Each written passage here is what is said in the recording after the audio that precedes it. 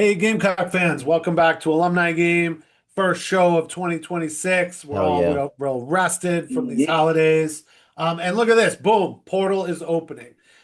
Before I forget, I'm Mike Ritchie, class of '06. With me, my hosts, my trusty teammates as always, Sam Niedermeyer, also class of '06, John Buster Clarkson, class of '02.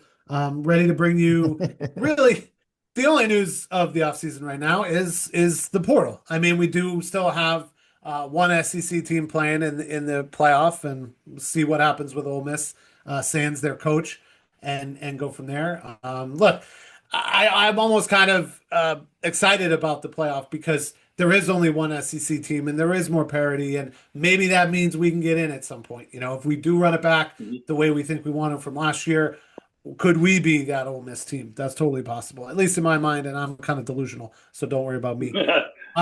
But We've as far spoken as the like a portal true is, Gamecock fan. That's right. yeah, I mean, it gotta be right. I Yep. got, I got, I'm rocking out with my cock out.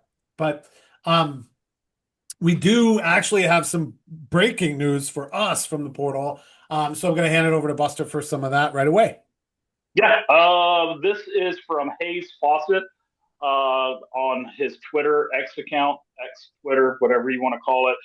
If you get a chance to go follow, he gives great information, and I follow him, and I love getting news from him and the rest of On Three Sports. But it has been reported that Vicari Swain, our return specialist, you know that from the first couple weeks of the season, and also a very good lengthy DB has returned to South Carolina for 2026. He Hell totaled yeah. 28 tackles, two forced fumbles, two interceptions, five pass deflections, three punt return TDs in 2025. And So I don't we don't need to go through it all, but I think if he does any more of that, he'll start setting records, right? I mean, not for yeah, the setting same records, season, but as a career. second setting records, and prepping himself for a first round draft pick. That's the way I look at it. Ooh, well, that's great. And I gotta think he's playing his way into more even on the field, like getting more snaps, Oh yeah, maybe somewhere wherever the coach wants to use him, right? yeah, oh, yeah. With Brandon Cisse declaring for the draft, Jalen Kilgore declaring for the draft, plenty of room to have him look to be as one of the starting corners for next season. So He's I'm he's excited about that he started playing a lot more defensive. I started him seeing on the defensive side of the ball a lot more as the season went on. They felt more comfortable with putting him in another defensive back Yeah, position. And I think he did record an interception, maybe two at the end of the year. I know he got one. I can't remember who was that against, maybe Texas A&M. But certainly a dangerous return man. We all saw that last year. Yeah. yeah. Good And news. And you This so, is good gotta news. think This is this really good this news. coaching staff's gonna be able to even get more out of him, and we could see even yeah. Well, more. I'm hoping too that the other corner, Judge Collier, who showed a lot of flashes this past year, if he comes back, that pretty much cements the starting corners for 2026. So we'll keep an eye out on Judge to see if he comes back. But right now, we got Vicari Swain back in the fold for 2026. Reminder Awesome. that we are the new DBU. 100%. We're DBU, baby. DBU, baby. Yeah, So I this mean, we got defensive we got backs guys coach in the has got it going playoffs on. now, assuming some of them are healthy, but we got on Seattle, on some other teams and getting into the Yeah, NFL even Warriors playoffs without crushing really it. thought. Yeah. Yeah, Yeah, Minori's yeah, crushing it. Stephon Gilmore's going to be a Hall of Famer. So, yeah. I JC was yeah, even getting Horn. excited watching the Browns a little bit late, seeing Rocket in there for the Browns. I don't know what'll happen for him going into next year, but he was getting snaps and he was playing. It was pretty cool. Yep. A lot of Gamecocks playing in the league right now. All right, Jadavian Clowney so, just scored just recorded 3 or 4 sacks against the playing Giants out his too. mind. Like playing out in Dallas could be Yep. so lucky. I thought that was so cool. So that being said, that's sort of the more breaking news. Obviously, we got a few others to talk about here. I think maybe we should switch gears and talk about some of the outgoings, some of the losses. mhm. The ones that I saw that sort of struck me. Look, I don't think we needed him. I think we're fine at QB, but seeing Aaron Nolan go was kind of like, oh man, like, it was cool having him around. Hopefully he gets a chance to start somewhere. I wish him the best where he's going. Obviously, we have some other recruits at QB, so I don't think that hurts us too much. But at least see him from an offensive standpoint. Tree Babalade on the offensive line, Kason Henry on the offensive line, and Brian Rowe, wide receiver. Those were kind of the biggest losses so far for that offense. And you and me, Buster, we were talking in the pregame, and we're kind of like, my opinion is a little bit like, oh, all the line wants to go, let them all go. Just let them all go, and we'll do what we want to do. And they have a right to go because maybe they don't believe in the new coaching staff, or they just don't want to see the same problems last year, or they just want to play their way into something else. Brian Rowe, though, I didn't really make sense to me. You know, I kind of thought he would stay. But again, every guy's got their reasons, and I think we all knew what it was. You know, at least. Well, yeah, I think with him, it was probably a little bit of the playing time issue, just because you think about it, he started the season as a really great option for Lenore, and by great option, I mean in that crappy offense that we had under Shula. He was starting to show some flashes there behind Vendrevious, Jacobs, and Nick Harbor. Problem was, I think when he got in a little bit of trouble, got suspended for the Oklahoma game, that time off allowed Jade Sellers to come in and kind of take that quick slot spot. And it wasn't that we didn't have enough room, but Jade Sellers was killing it. And it's one of those where, you know, it's kind of hard to come back from, even if it's just a 1-game suspension. And to me, of all position groups where it's okay to lose someone that has that kind of potential like Brian Rowe, or the production of Vandrevious Jacobs, who's also in the portal, that to me is okay at the wide receiver position because we are still stacked. We still have Nick Harbor coming back. J.D. Sellers is coming back. We still have guys that redshirted, like Lex Cyrus, Jordan Gidron, Malik Clark. That's so it I think too. we'll be okay there. And kind of what we talked about in that in the pre-show, I'm looking at production as the main selling point to having a successful 2026 season. If you look at the offensive line, yes, does it hurt in the sense of we loved what the potential of Trovon Bowe and the potential of Tree Babalade and the potential of Josiah Thompson, especially under the new offense and the O-line coach. I love that potential, but we need production. Shane Beamer's job is on the hot seat because there was a lack of production in 2025. So kind of like what you said, if the offensive line, if they all had to go in a mass exodus, no pun intended, mass, I'm okay with that strictly on replacing production or, you know, replacing someone with even more production so that we can have a successful 2026 season. You can almost stopgap fill some holes that you had. It's almost good to have that space, right? It's like I'm comparing it when I'm playing fantasy football. Sometimes I need that spot to add that guy because I have that number 1 waiver and I hate to have to drop somebody. But someone popped and they got injured and I could throw them on IR and I got that spot. I got it. So like I kind of love this opportunity to be like, look around the room and be like, guys, who's really down for this? You know? And if you're not, you can go ahead and hit the bricks a little bit. You know? And not only that, but maybe free up some money, some NIL money for some other guys. And like you said, go for real production out there because it's out there. And then, so I guess, so we talked about some guys that are staying, some big losses already. I mean, look, other than that, on offense, there really isn't a ton, right? I mean, losing, we talked about Amazon Littlejohn having a great name, but not a huge loss from a wide receiver standpoint. That was your boy. You know, I mean, I hear you, How man. do you get even bigger than Littlejohn? You get Amazon. You wanted Littlejohn. But you know, other than that, all I saw was like, you know, a kicker. No big deal. We'll figure that out. Yeah, some O-line. Other than that, and maybe Boaz too. Boaz Stanley. That felt like No, he was terrible. You're right. Yeah, you're right. I think really Michael Smith, I think that was our very first transfer, middle of the season, the tight end. Kind of lost some playing time. So from a production standpoint, maybe not that big of a deal. But we talked about him going into the 2025 season after what we saw in 2024, that he had a lot of potential to be a very athletic and dynamic tight end. It was early enough to where we felt like we can replace that. So, and you know, again, this all is dependent on Kendall Briles' new offense, but I would love to see what Bo Brown can do. Out of the high school ranks, we got Caden Ramsey, who I've heard is a diamond in the rough type of recruit. So, you know, we will be okay there. But yeah, like really out of the list of transfers, I mean, the biggest production was probably Vandrevious Jacobs. And then after that, maybe as far as snaps played, like Josiah Thompson, Trovon Bowe, and Tree Babalade. But really, like that's it. Everybody else, I'm okay with replacing with someone better, or at least have a stopgap of production as we go into more of Shane Beamer's tenure after 2026. Yeah.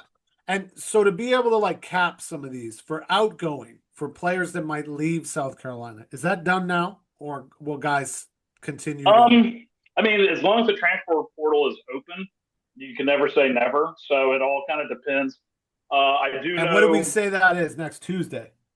The I believe it's 16th. next Tuesday. It's January Yeah. 16th. Oh, so it's okay. 10 days from now 2 days from now. is the See, I have a 17th. doctor's appointment on the. I like what It's you like just next said about Friday or something like that. yeah, Yeah. the day is next Friday. Yeah, You're I think right. it's Next Friday. Friday the 16th. Yep, Yeah. it's Yeah, Friday. it's like 8 days away. So ostensibly, there's a little over a week where more guys could say they want to go, and they're probably having those conversations now, and we'll find out. So we'll add a few more to those lists, but it does seem like the bulk of it is probably there. And can other guys go? Sure, and we'll update you on that next week as well. But I think then that'll shift us to incoming. Incoming so far has looked mainly to be offense, which is great. We got two O linemen so far. Hank Purvis out of Purdue, Carter Miller out of UCF. Get those Big Ten boys, baby, on the interior Yeah, line. and I Get kinda those like big that. old All Big day. Ten interior linemen. Exactly. And UCF has cranked out a lot of pro players, a lot of other players. They play some big games. Both of those are interesting to me because, guys coming over from the Big 12 haven't played in the SEC yet, but looking to do so. And that our new coaching staff on that side of the ball is able to handpick some of their players. All right, you got O-line going out, now you got O-line coming in. These are guys that you want, that you've looked at, that you may have even known from your previous job. And so we'll see where those guys go. Either of those names really resonate with you, Buster? Either one, somebody you have looked at before? I think the Hank Purvis is my favorite in the sense of he's 6'5", 360, so he is a massive human being. So Gamecock Nation one question would be, okay, 6'5", 360, that is a very large dude. Can he move? Well, because I asked that question myself. I went to his profile, looked at his stats from Purdue, and the guy played on special teams on punt. So that means that at his size, if they are willing to put him on special teams on a punt duty, that means he has to have a responsibility to get downfield on the lane. He doesn't necessarily have to be there first like the gunners, but he still has to be able to take a lane and make moves in case the punt returner gets to part of the field he's at. So that shows that he does have a level of athleticism. That's why I like that. There's potential. I love the idea that he's got size, but then it's shown that he's also incredibly athletic. And then I mean, you're hitting it totally, and I'll just throw it up like a softball. But where does our coach come from? Special teams. So of course he would want a guy who, yes, he's gonna serve what he needs to do in the offensive line, but now you got another piece to use on special teams. Him throwing blocks for Vicari Swain sounds like a good one, So that kind of fits right with Beamer ball right there. Good. But that's basically, good. Wow, look at that. I'm covering insights. The other one, so this is not so much on potential talent or anything like that, but the one thing is when Carter Miller committed to us, I was looking at his profile on 247 Sports and On3, and you go to Huddle and kind of look at different things like that. The man has neck tattoos. And he's covered in tattoos. If you got a offensive lineman that is covered in tattoos, especially if he's got neck tattoos, he's a badass. He is mean. And he's like, what, 19? Like, means he's been getting tattooed for years.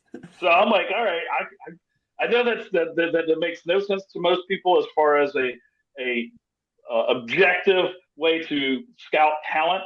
But hey, I love neck tattoos. You have them, that means you're a badass. Let's go. All right, you heard it here first. Well, that's great.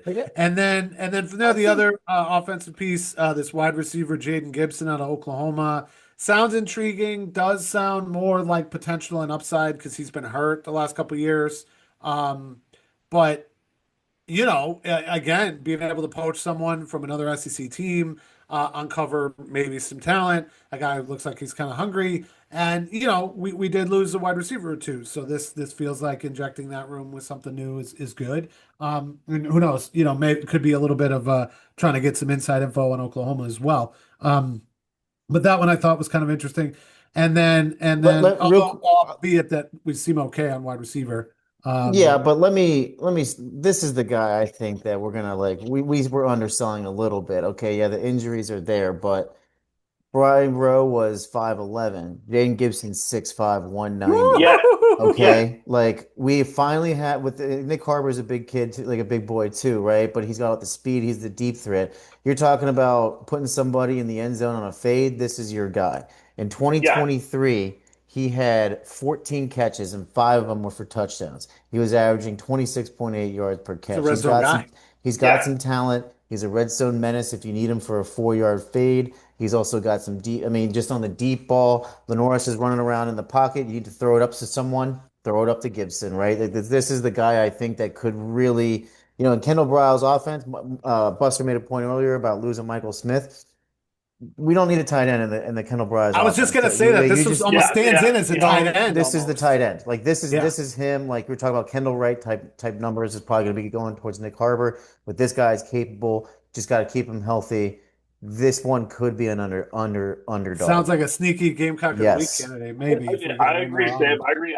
That 6'5" size in this, if Oh, that you pair size. it with a Nick Harbor 6'5" size, but having them operate at different levels and having them at different parts of the field. And, if you look at the veered shoot, if they are playing in a certain style, they're putting in levels. So you have the quarterback has someone shallow, someone mid, someone deep. You Put have Sellers in the slot.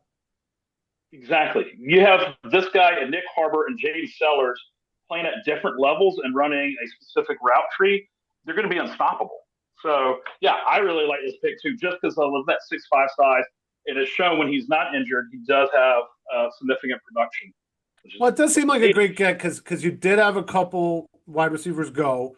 It almost feels like you're replacing him with someone better, maybe that fits our offense a little better, Definitely assuming that bigger. he can Definitely get healthy bigger. and do that. So I would still like a C to go for the tight end on the off chance that Gibson is not quite there, or at least at the beginning of the season, and he needs to ramp up or something. And obviously, the risk of re-injury for him seems pretty great. But yeah, I think it's a great ad. I think it just bolsters that room, like you said, with someone with a different skill set and different mm-hmm. measurables, which is pretty awesome. So that's Yeah. cool. And then the last one I had, which seemed like a great get for me, I just love taking players from teams we play. Yep. DT Jordan Thomas from Georgia just felt like, hey, you want to leave Georgia? We will take you here. And it seems like a guy who could maybe bring, I don't know, a different has been taught differently and can bring that in and sort of has experience playing other teams in the SEC as well. Um, Oh, yeah. you know, and then we did have lost a few on defense, so that's got to be something that we focus on. I mean, it does kind of feel like we got to go now for like some combination of linebacker, O line, and tight end kind of jumps out to me just in terms of what we lost. But I'd love to hear what you guys think too. Like, are there I, particular areas where we just I am fucking suck always that I'm always a proponent of getting more offensive linemen, man. Get those trenches nice and deep. I am Yeah. always a proponent of that. I'm really happy that 75% of the inbound transfers are coming from the line, yeah. Yeah, offense and I agree defense. completely because I think it's the SEC. The game is played in the trenches. You pick up linemen as much as you can, and as far as the rest of positions, I would like to see if we can get another running back, Yes. linebacker. I would Oh say yeah, if you get Fuller's coming back. yeah. So if you get a good like don't get a linebacker just to fill a spot. We got some great linebackers, Yep. and in Clayton's defense, we usually only play two linebackers anyways. And we know Justin Okoronkwo is coming back. We know that Fred Johnson's coming back. We know Sean Murphy's coming back. Those So are three studs. Yeah, three you don't need studs, to add a lot more. and we got some guys from the high school ranks that are coming in that I really like. So if there is a superstar, no-brainer home run linebacker out there, go ahead and get it.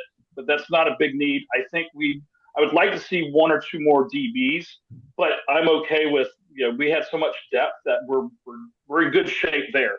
And I love this Jordan Thomas. He's 6'5", Yes. 315. If you know anything about Georgia D linemen, well, let me tell you, there's two starting for the Philadelphia Eagles, and Jalen Carter and Jordan Davis. They are pretty darn good at what they do. So if if Georgia knows how to put a D lineman in the NFL, then getting a lineman from Georgia is probably a good thing.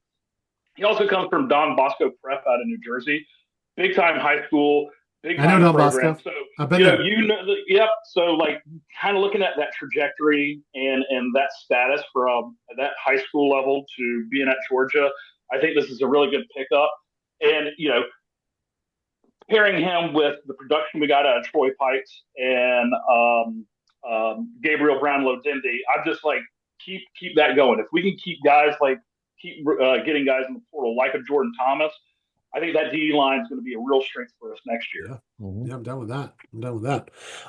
So that's going to kind of lead us into something we kind of came up with here. We usually, when we talk games, we talk about some of the betting lines and the over-unders and some of that. There isn't quite that yet for the portal, but we started talking about Kalshi. If you guys haven't heard about Kalshi yet, Kalshi is a way to bet on stuff, and it is legal in all 50 states, I believe, at least lower 48. I believe all 50 though. And apparently they have gotten into lines for the portal. Are guys going to go or not go, or where they're going to go? None of us have sort of dipped our toes in this yet. And it doesn't seem like it's 100% above board with Kalshi yet, just because it's sort of happening now. So it might be that you really can't bet on things right now, but on the next portal session, maybe you can, or maybe there's a competitor. But if you haven't checked it out yet, it's Kalshi with a K, Kalshi. You can bet on a lot of sports stuff there. We're not necessarily condoning it because none of us have sort of taken that leap. I even joked that they'll probably have a data breach or something. And I'm not trying to bad talk anyone, and Kalshi's not watching us. What am I talking about? But it's kind of interesting. So I'll throw it to Sam. He's got some notes on this, and I don't know, maybe a way to make some money. Oh man, if you know a way to make some money, please let me know because I am in the red. Prediction. So Kalshi, like you said, prediction market. In late December, they notified federal regulators that there will be self-certifying markets on whether college athletes will enter the portal, which essentially means that they'll be creating future bets on whether a player will enter the transfer portal. I imagine this. I'm looking on Kalshi right now. I haven't seen it gone through. I think there's some regulations right now from a federal judge. So there's a little bit of an sounds like we're jumping it a bit. Injunction a little bit. Idea. The NCAA is really, really against this, and I imagine there's probably some of that backlash coming from the NBA's little and the Major League Baseball's. Both of them got caught here with the future. Right? Remember the pitcher from the Indians, right? He's facing a lifetime suspension. I forget his name, but he, because the players themselves could put money on Kalshi. Yes, they put money on a future, but I think it was FanDuel or something, like whatever it was. That the first pitch would be a ball, second pitch would be a ball, and he threw a ball and then won like 100. I don't know. So there's that factor. I think that's why the NCAA is vehemently against it. I'm on Kalshi right now. Doesn't seem to be any transfer portals coming up, so that means there's an injunction by a federal court. I will say this: there is a 53. So we have lost already Brian Rowe. There is a 53.3% chance that Brian Rowe goes to Virginia Tech, according to on3.com. I wonder how we can make some money on that. Oh, wow. All right, so that's our little bit on betting and Kalshi. We're going to sashay over into rumors at this point. All this is salacious. You can bet, you can gossip, you can do whatever you want. But we do have, we had some breaking news. We talked about incoming, outgoing. Now we got what's happening, who's visiting, what else might pop. Buster, you talked about a couple visits and a couple more coming. Anything else we can add to that? Yeah, I mean, there is, if any of our listeners go to the Big Spur or On3, you do have to pay a membership to get some of this inside intel. So I won't give away anything because that's not fair to them. But we do have a list of some guys that have entered the portal. And I can say these names because we know they are in the portal. We do have interest from them. There's a DB from Kentucky, Quashid Scott. And I'm mentioning these guys because I actually like them and I think they would be great pickups for us. Some of them might be some names that people remember from high school recruiting that Carolina was going after at one time. We missed it elsewhere. So, to me, glitch. I like that one. Tight end Randy Pittman Jr. From Florida State. I would be really happy with a pickup like that. The one that I was really looking forward to Chad Coleman out of Penn State. We got Deion Barnes, the D-line or defensive end D-line coach from Penn State. One of our wishful wishes was that Chad Coleman, who was a big-time prospect that went to Penn State, and Penn State does put good defenses and good defensive ends into the NFL. Someone like Chad Coleman could potentially follow his coach down here. Well, Chad Coleman did enter the transfer portal, and don't have anything inside information whether he's going to be here or not. But that would be a really great pickup for us. And I like the idea that if you get someone like him and maybe another big time defensive end from, say, like Georgia or somewhere that produces good NFL talent at the defensive end position, get someone like him to pair with Dylan Stewart. Dylan Stewart's going to have a phenomenal final season at Carolina if he's got someone opposite of him being able to take some of that pressure off. So he's not held every single snap that is not called by the stupid refs that don't realize he is being held every single snap of every game.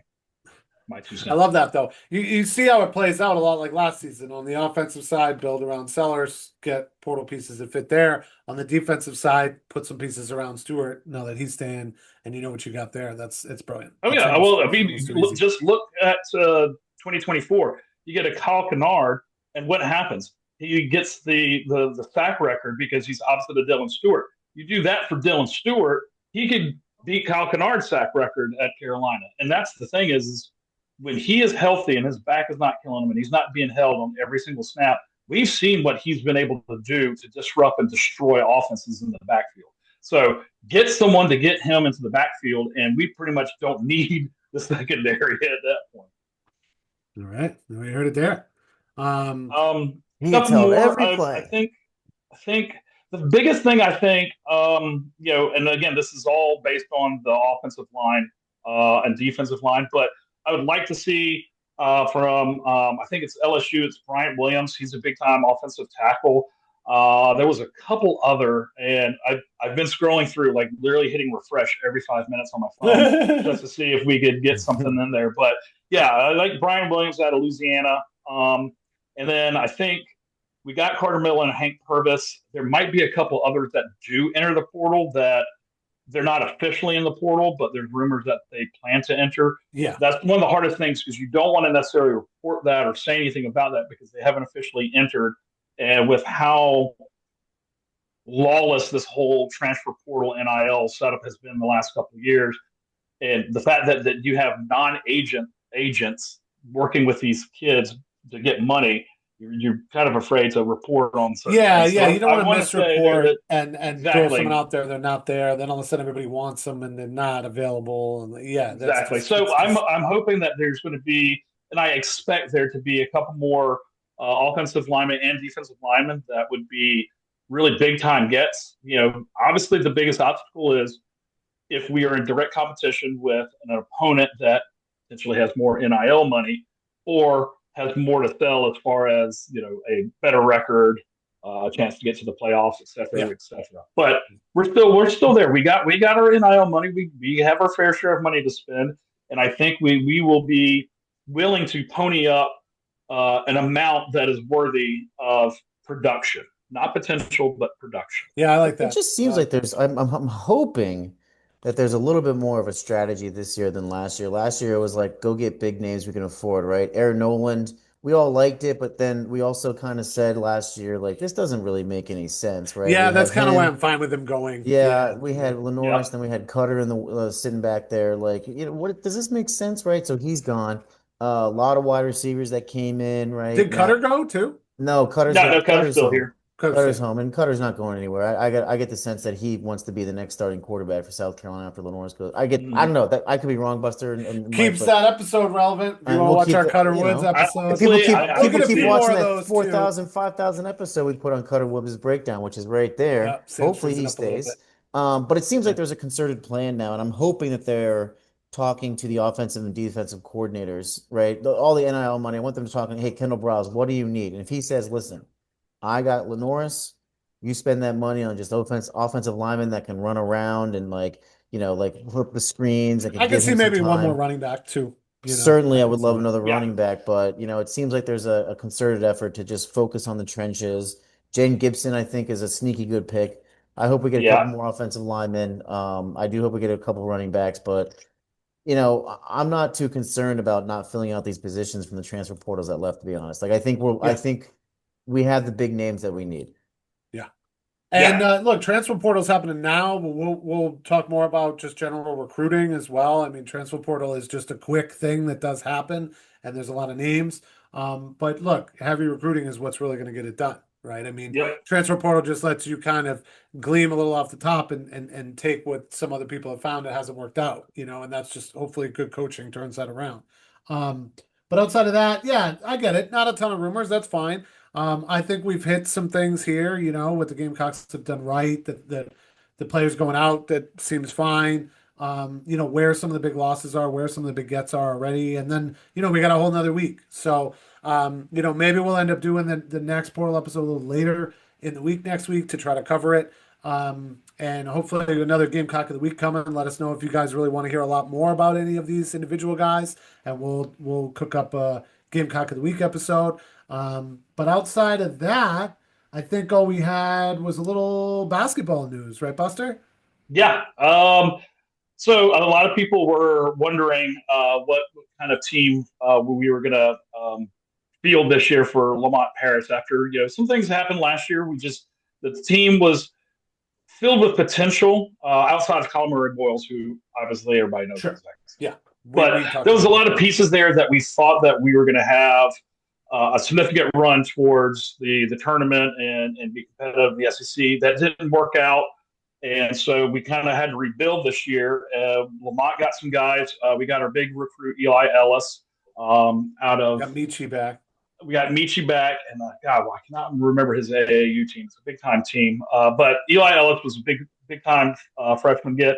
And we got some guys from the portal. And people were wondering how this was going to turn out. Well, the non-con part of the season, which is always right before the new year, goes from November into the new year. We saw some wins in there against maybe not some great quality opponents. Yeah.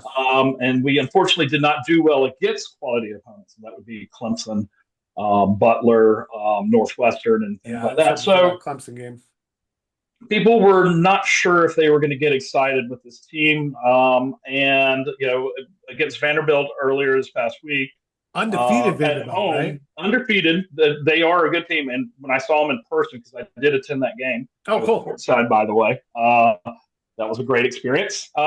Vanderbilt does look like a very good team. Their point guard is amazing. They got a forward. I don't know if I'm saying his name right, but Okereke or something like that. Wasn't Vanderbilt ranked? Weren't they ranked in it before they? They probably were. I didn't get to see. Yeah, they were ranked 11 when we played them. Yeah, okay, because I was at the game, so I couldn't see the broadcast to see whether or not they were ranked. But they do look like a good team. We fought, but we could not keep up in the second half. Anytime we would go on a little run to get close, they would pull away. So going into a road game against LSU, who was 12-2 before they played us, I was kind of worried. Legitimately worried. I'm like, oh man, we're going to start 0-2 in conference, and when are we going to get our first SEC win? That sort of thing.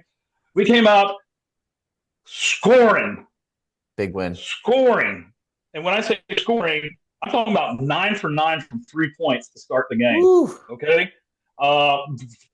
yeah. So on the road, thankfully, we got our first road victory, and I want to get confirmation on this. So listeners, if you can, drop a comment and let me know. But someone had told me this is the first win for a men's team at South Carolina against a Power 5 opponent on the road. This is that first win since September, I believe. And I don't know if that was right or wrong, but I'm like, that's right. September. The season doesn't start till November. That can't be right. Well, men's team. Football and basketball. Oh, God. Just men's in general. If you want to talk about lack of success, there you go. I don't know if that's right. I think that see, now you're comparing how bad basketball was with how bad football was, and now I want to end this episode. I basically wanted to show that we have definitely struggled. The Gamecock men's teams of the fall have definitely struggled. So, this was nice to get this road win, and especially seeing guys like Elijah Strong getting 30 points. I mean, the guy, That's great. Man, he scored 8 of the first 10 points, was 9 for 9 from Gamecocks were 9 from 9 from the field before missing our first shot, and 6 from 6 from 3-point land. That's so amazing. That's a pretty good clip. And we were up pretty significantly, I think by 25 points by the half. LSU did climb back in the second half, cut it to 6 at one point. Every team goes on a run. That's the game of basketball.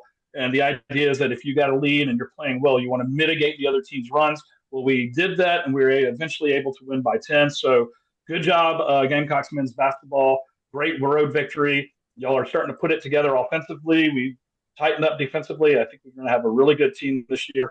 And I'm looking forward to more SEC play, which is something to be excited about. I watched that Vandy game, but I didn't get to watch the LSU game. Now I'm gonna be watching. I missed half of the LSU game, so that tells me that I should only watch half of the game in order for the Gamecock team to win. So and whatever your drink of choice was, keep that going too, Buster. I think that's the even if it was Red Bull. Yeah. And Sam, you had some more basketball, right? Let me tell you something. That's my French accent, right? we got an announcement coming on over here starting January 1st. The basketball team just signed a 6'7" basketball player from France. Her name, Alicia Tournebize. Hey, Alicia, 6'7" from France. How will she play with Dawn Staley's team? Interesting. Excited for her. Let's see how Dawn Staley has a world-class. This girl was already playing professional basketball in France. Her name's Alicia Tournebize, and apparently she was dunking. Chloe Kitts got injured. We need somebody to replace her. Haven't seen it yet. Lady Gamecocks are, I think, 14-1? They're ranked third in the country, 14-1 or 15-1, one of the two. Let's see if she can get Alicia Tournebize coming in and playing some ball for Chloe Kitts while she heals up that ACL. By the way, I'm starting to see Chloe Kitts in a lot. Is she modeling right now? Because I see her in a lot of different ads, man. I think she does, and I don't know if it's part of the NIL probably contract. But most likely some level of NIL stuff where she is modeling's got some sponsors. I do like this pickup with Alice. It's one, we were getting, Dawn has obviously a very talented team, and they have been showing out and showing up every game. But at one point, we were down to 9 players available for a game. And with that kind of depth, as good as you can be, you are going to get tired, and you can find... teams are going to exploit that. The wrong teams are going to exploit that. So not only getting a piece like Alice to help bolster up the depth, but you're also bolstering it up too. We got to get her back. So having a big with the inside presence like Alice, that is a very good pickup, and I'm excited to see how she plays with the rest of the girls, because I still think Dawn always puts together a championship caliber team, and I'm trusting all of her evaluations. So getting someone like Alice, I think. That's just it's a staple from every Lady Gamecocks team, man. You need a low post player that has some height that can get rebounds. But I think the other thing that jumps out to me is year over year now, I start to look at why Dawn keeps going and keeps wanting to do it. Where are the challenges, right? There was a lot of questions would she want to go to the WNBA, this and that. This is a great reason to stay around. She is so big and so good, she can recruit players from France. You know what I mean? Yeah. And she's talented enough and a good enough coach to coach and actually improve their play. Probably makes more money than if she were to coach in the WNBA too. I'm not going with that narrative. I'm not saying she should. I'm just saying every now and then with a coach who's done everything, who's achieved everything, you just start to think about what is a motivation? What is a motivating factor? What helps you have fun doing it? Coaching a player from France who's never played in the NCAA, who maybe doesn't even speak the language, working her into the rotation with these players will only help her other players. It'll help get them exposure to international basketball, to a big player like this, to culturally, to a lot of other things. It does more than just X's and O's to a team. Oh yeah. Well, if I was Dawn, and again, I am putting myself in her shoes, and so I don't know what her true motivations, but I would think, she has shown that she is building something special, and she is a name and a face of women's basketball, and she's a legend. The sport overall. But I always feel like if I was Dawn, my main motivation is I want to build a dynasty that Gino had at UConn, that Pat Summitt had at Tennessee, where it was year in and year out, multiple championships, year in and year out, multiple conference championships, year in and year out, multiple MVPs. We are starting to see the beginnings of that now, and it's starting, with your Asia, and then Camilla and Aaliyah Boston and Chloe, and now potentially even Alice and whoever we got going forward. And that's the thing is, if I was gone, I would stay motivated, knowing that I could build a long-term sustainable dynasty that Gino has built at UConn, that Pat Summitt built at Tennessee. That to me is motivation enough to just keep going. Like, definitely, for sure. Yeah, no, I'm with it. I'm totally with it. Well, both sides of basketball looking pretty good. Great to have the men get a win on the road. Definitely going to be watching them. Obviously watching the women. And a lot of this portal news has us excited, really excited. We'll see what comes over the next week or so. We'll update this next week with another portal episode. We're excited to bring more Gamecock of the Week episodes. So if you guys have nominees for that, let us know. But otherwise, that is going to be a closing portal on this episode of Alumni Game Cox. All right. Let's go get those portal recruits. 6-7, 6-7, 6-7. We'll see you next week.